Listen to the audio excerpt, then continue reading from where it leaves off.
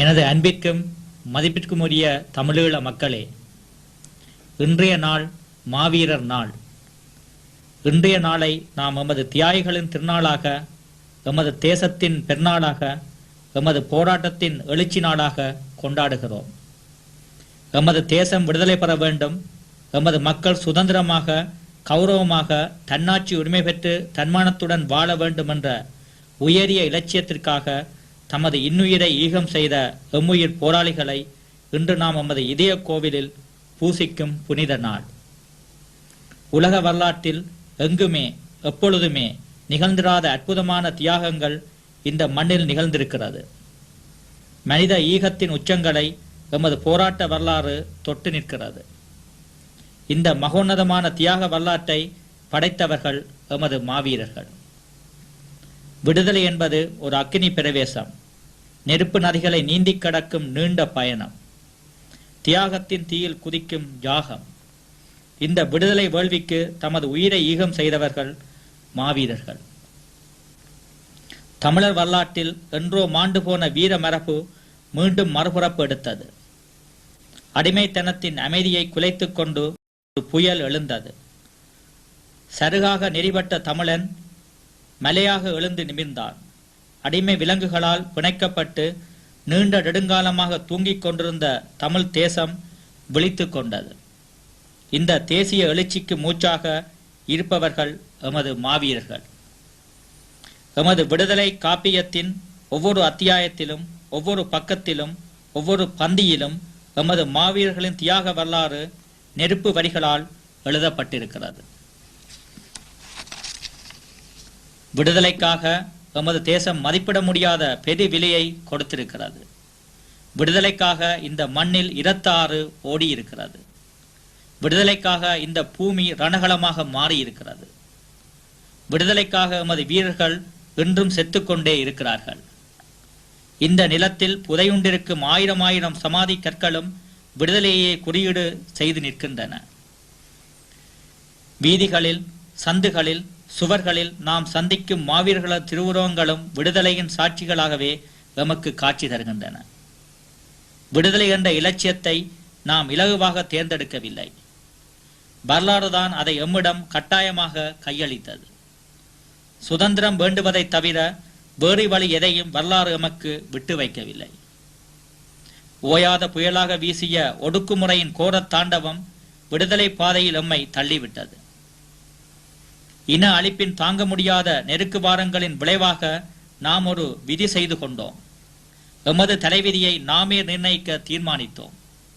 விடுதலை பெற்ற மனிதர்களாக வாழ்வதற்கு நாம் முடிவு செய்து கொண்டோம். விடுதலை நோக்கி எமது இலட்சிய பயணம் ஆரம்பமாகி நீண்ட காலமாகிறது. இந்த நீண்ட பயணத்தில் நாம் எத்தனையோ சவால்களையும் சோதனைகளையும் சந்தித்து விட்டோம். எத்தனையோ சக்திகள் எமக்கு எதிராக கிளந்தன. எமது வல்லமைக்கு மிஞ்சிய வல்லாதிக்க சக்திகளும் எமக்கு விரோதமாக எழுந்தன. எமது பாதைக்கு முன்னே பாரிய முட்டுக்கட்டைகள் போடப்பட்டன. எமது பாதையிலிருந்து எம்மை திசை திருப்ப எத்தனையோ சூழ்ச்சிகள் செய்யப்பட்டன. போகும் வழியெல்லாம் பொறிகள் வைக்கப்பட்டன.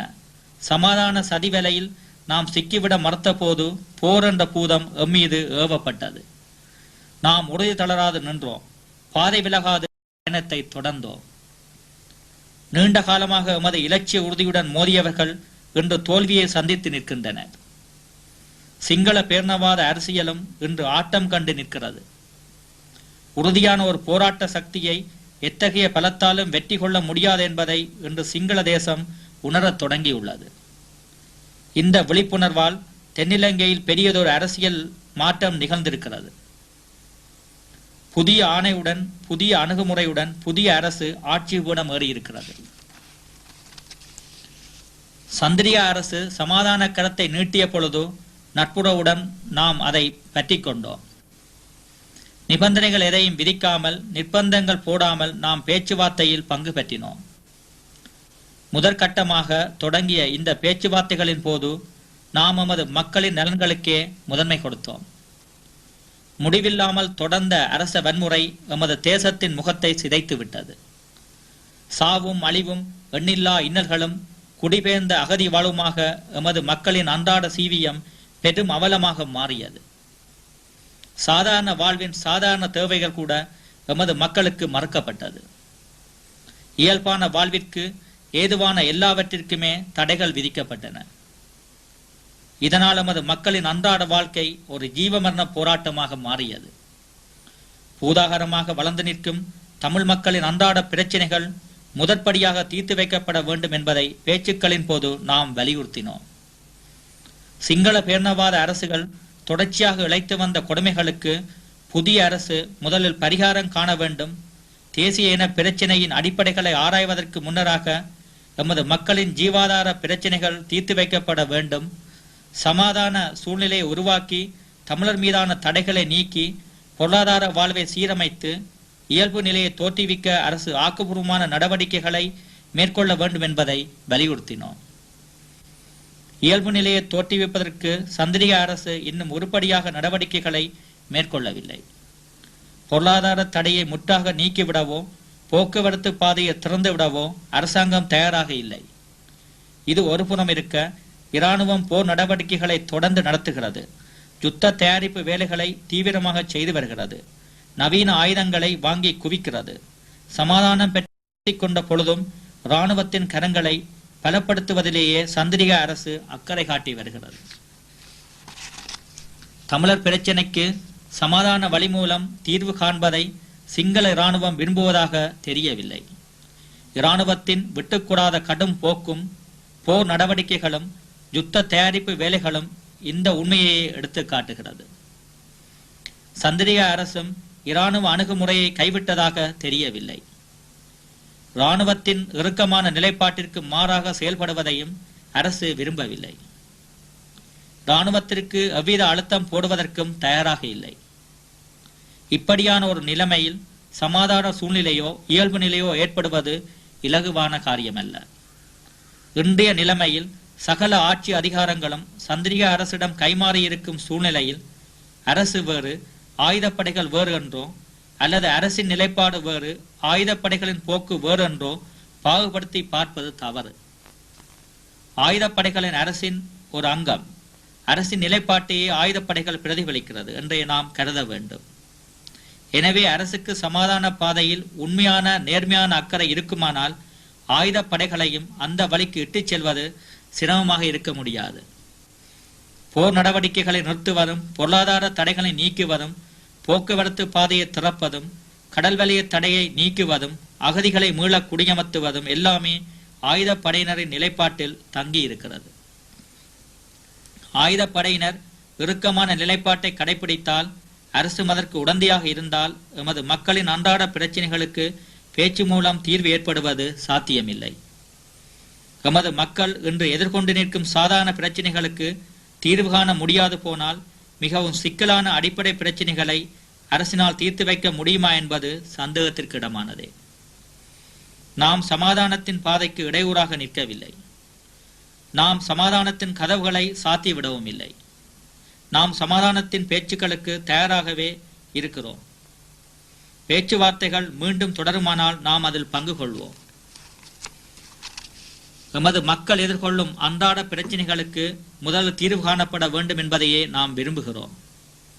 எமது மக்களின் நம்பிக்கையையும் நல்லெண்ணத்தையும் பெறுவதானால் சந்திரிகா அரசு முதற்கட்ட மக்களின் அவசர பிரச்சனைகளுக்கு தீர்வு கண்டு தமிழர் தாயகத்தில் சமாதான சூழலையும் இயல்பு நிலையையும் தோற்றுவிக்க வேண்டும்.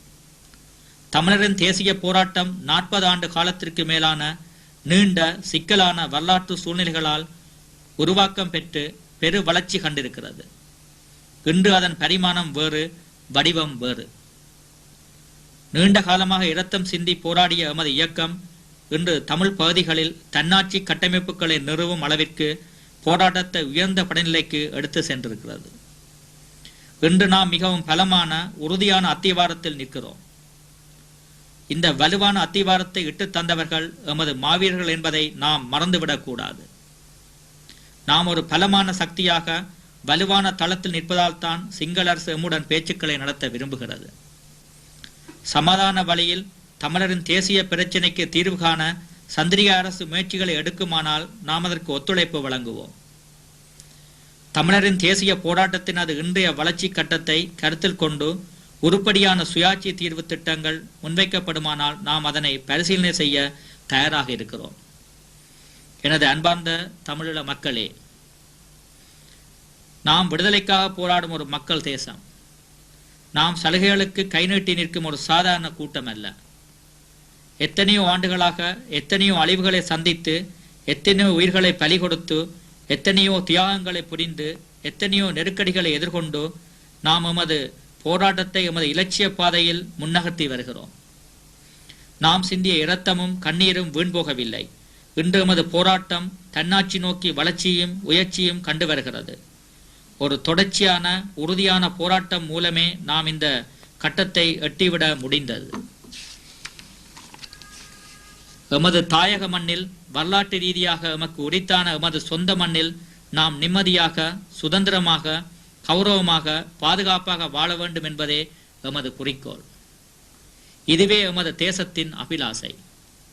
இந்த தேசிய அபிலாசையை நிறைவு செய்யும் ஒரு தீர்வையே நாம் வேண்டி நிற்கிறோம். அந்த தீர்வே நிரந்தர தீர்வாக அமையும். அந்த தீர்வே நிரந்தரமான சமாதானத்தை தோற்றுவிக்கும். அந்த தீர்வு எமக்கு கிட்டும் வரை நாம் ஒன்றுபட்ட மக்களாக, ஒன்று திரண்ட தேசமாக தளராத உறுதியுடன் இருக்க வேண்டும். இன்றைய தேசிய நாளில் எமது தேசத்தின் விடுதலைக்காக மரணித்த எமது மாவீரர்களை நாம் நெஞ்சில் நிறுத்தி நினைவு கூறும் இந்த புனித நாளில் நாம் எமது குறிக்கோளை உறுதியாக பற்றிக் கொள்வோம் என உறுதிமொழி செய்வோம். சுதந்திரத்தின் ஆலயங்களான துயிலும் இல்லங்களில் ஈகத்தின் சுடரொளிகளை நாம் ஏற்றி வைக்கும் பொழுது அந்த அற்புதமானவர்களின் ஆன்ம அபிலாசைக்கு நாம் செலுத்தும் காணிக்கையாக இந்த உறுதிமொழியை நாம் செய்து கொள்வோமாக. புலிகளின் தாகம் தமிழீழத் தாய்.